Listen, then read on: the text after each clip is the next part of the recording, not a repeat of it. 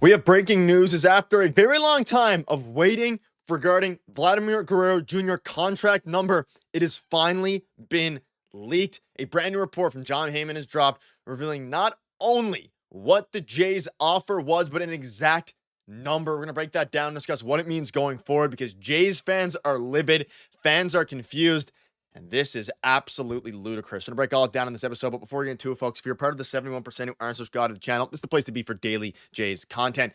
Ladies and gentlemen, I didn't expect, A, that we'd really ever get this number, but B, that it would happen just a couple weeks before opening day. But not Dan Schulman, I'm thinking about the announcer, but Jon Heyman comes out and drops an absolute bombshell report. There's no doubt about it. It is a huge report, and we finally know now kind of what side was in the wrong, what side was in the right as it pertains to Vladimir Guerrero Jr.'s contract. Let's not waste any more time here. The Toronto Blue Jays offered super signing. This is from Jon Heyman, as plugged in as it gets when it comes to this stuff, and he dropped this just minutes ago.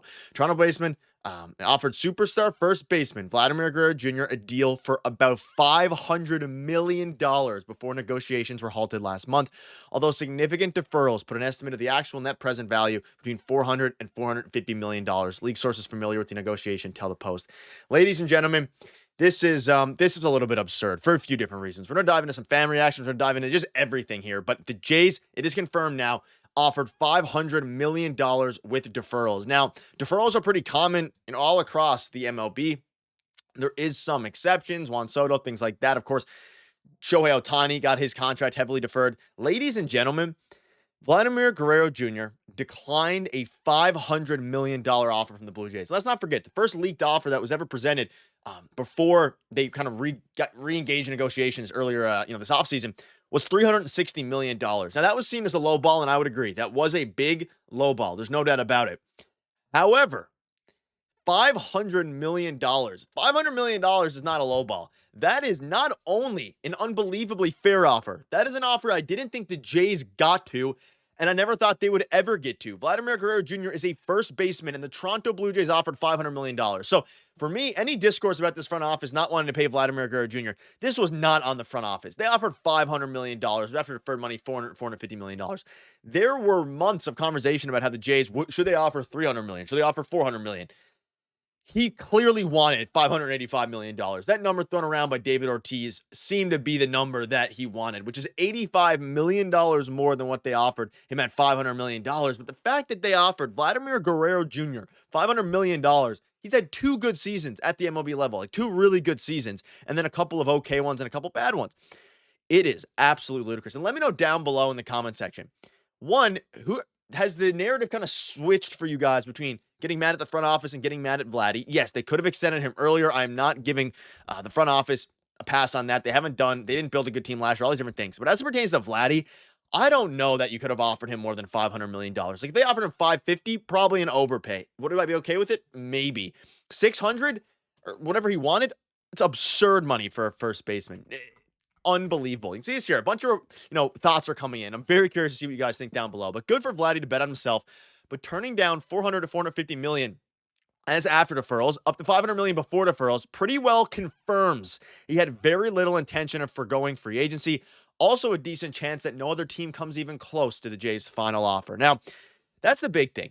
They can still sign him in the offseason. This is going to be a huge year for him and Bo, and I think this team is going to be very, very good this season. And with the injuries happening to the Yankees, I think there's a chance that the Jays can compete for an AL East title. Now, might sound crazy, whatever. That's not what this video is about. This video is about this absurd offer. And again, Jon Heyman came out and revealed it. Shout out to Jon Heyman for the scoop on this. This would have been the third biggest contract in the MLB behind Shohei and Juan Soto. The Jays offered a first baseman the third highest contract in the MLB. And it makes sense. Things are going up. Numbers are going up. But ladies and gentlemen, let's look at Vladimir Guerrero Jr.'s season. And this is not even hating on Vladdy. I think he's a fantastic player. And I think every single advanced metric and every metric you can run, especially that these front offices run, are trending towards him being a phenomenal player, right? And a fantastic player going forward. He's going to age fantastically. Some of the best bat-to-ball skills we've ever seen. The hardest contact we've ever seen. All these different things. He's coming off a fantastic year. 6.2 WAR, 940 OPS. Fantastic player. 2021, 6.7 WARs MVP caliber season. Should have won it, but would have won it any year besides Shohei Ohtani being arguably the greatest player of all time already, right? All these different things. 2023, 2 WAR, 788 OPS. Pretty bad season. right? Given what, and compared to the number. Year before, an okay season, 4 WAR, 818 OPS. He's a first baseman, so provides minimal defensive value. Even when he won the Gold Glove, he still wasn't a great defender. And now he's not a great defender either. Ladies and gentlemen, you cannot. I mean, if you're Vladdy, you are taking a risk. You are turning down $500 million. You have to hope that other teams. Now, again, with the way that these contracts are going, sure, there might be a team that offers him 550. But he's going to have a great season. If he comes out and he has a 4 WAR season with an 870 OPS, which by all accounts is still a great year, he's not going to touch $500 million, or at least you'd assume he wouldn't. If he comes out and has a 900 OPS, a 950 OPS, 1,000 OPS, sure, he'll probably get offers around there. But how many teams are going to be able to, A, pay him that amount of money, third highest, biggest contract in the MLB and in MLB history, and B, not only who's going to pay the money, are you going to want to pay that to a first baseman? Yes, he's a fantastic, first baseman, fantastic hitter, all these different things. Like, he's the best hitting first baseman in baseball, one of the best hitters in baseball, and has a trajectory to be one of the best hitters we've seen in a while, right? The past decade. Whatever it ends up being, whatever your projection is for Vladdy, he turned down $500 million. And it is just absurd. And let's date back now to when he had that interview back in January with Hazel May, and he said he wants to be a Blue Jay for life. Just give him the bag. So this was Cap. Now, everyone, fans, reporters, everything, I'm very curious to see because again, this is videos being recorded just minutes after, about 30 minutes after the report dropped, right? So I'm curious to see what not backlash necessarily, but what the fans' thoughts are, what reporters' thoughts are, because $500 million is absolutely ludicrous. And it's crazy to think how insanely fast the narrative has shifted regarding Vladdy. Not even a month has passed since negotiation deadline, and we're already seeing the fan base go from bashing Toronto's front office to Guerrero himself. What a wild 180. And I'm not necessarily bashing Guerrero. He can get his bag. It makes all the sense for him in the world. Joe Siddall came out and said it. Like, he wants to hit free agency. It makes more sense for him to hit free agency. But it's a little bit of a risk at $500 million. If the offer was $400 and deferrals, even $450 and then deferrals, sure, maybe you test free agency. You were getting guaranteed $500 million. Now, he comes from money. He has a lot. Like, money isn't a problem for Vladdy as it pertains to, immediate financial security like a lot of these players. Because, some of them, if they get hurt and they don't get the bag, that'd be terrible. And again, it's terrible if anybody gets hurt. But for Vladdy in particular, of course, his father was a fantastic Hall of Fame level MLB player, right? All these different things, Hall of Famer.